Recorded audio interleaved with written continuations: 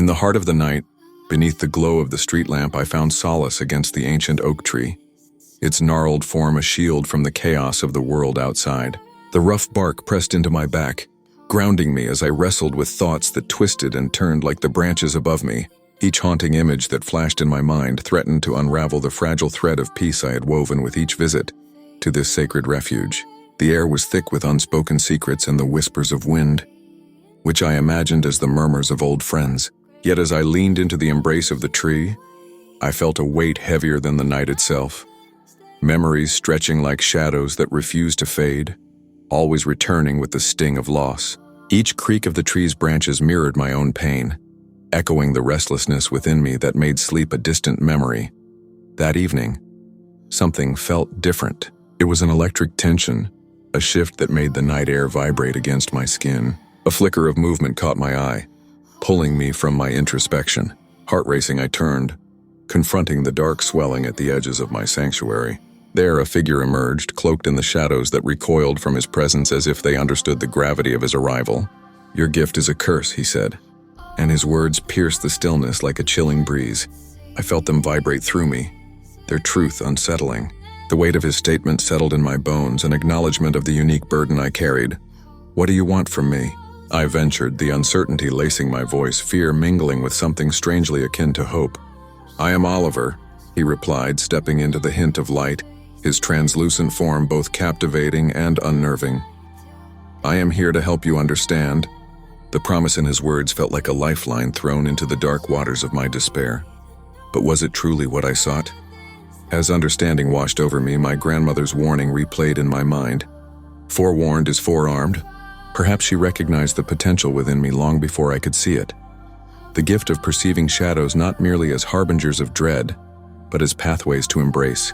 "You are a bridge between worlds," Oliver revealed, his voice soothing yet authoritative. "The shadows you see, they are not always omens. Sometimes they are paths waiting to be walked." His words hung in the air, laden with the promise of revelation, urging me to explore the unknown and to embrace the storms brewing within. The old oak tree stood gnarled and bent against the backdrop of the street lamp's glow, an ancient sentinel shrouded in shadows, my refuge from the chaos that echoed through the neighborhood. I leaned against its rough bark, breath hitching with the weight of my thoughts, my chest tight with the burden of what I could see.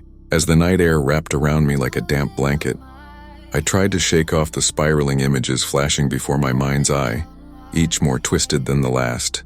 It had become a ritual of sorts, this seeking of solace. I came to the tree in the dead of night, pretending the whispers carried by the wind were secrets shared between old friends, while in truth, they were the shadows of futures I wished I could unsee. Every creak of the branches overhead seemed to echo my memories, stretching them thin until they snapped back like an old rubber band, leaving me with the sting of loss. But tonight, the air felt different, heavy, electric. I sensed something shifting beyond the veil of reality I had come to know.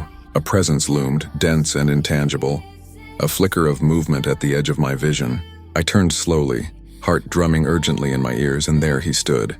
The figure was cloaked in darkness, his silhouette stark against the polished haze of the street lamp.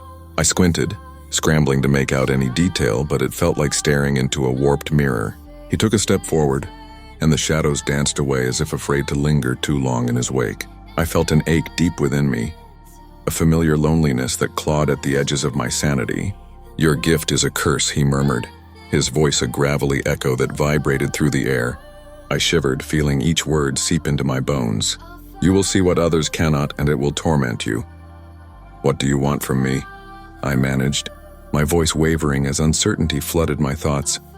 I was used to the weight of silence, but the air around us felt charged with something I couldn't name. A promise, a threat, or simply fate, laying its cards on the table. "I am Oliver," he said, stepping fully into the light. His features wavered like a mirage, translucent yet hauntingly real. "And I am here to help you understand." Understanding. The word rang through me, a lifeline thrown into the turbulent sea of my dreams. Was that what I truly wanted?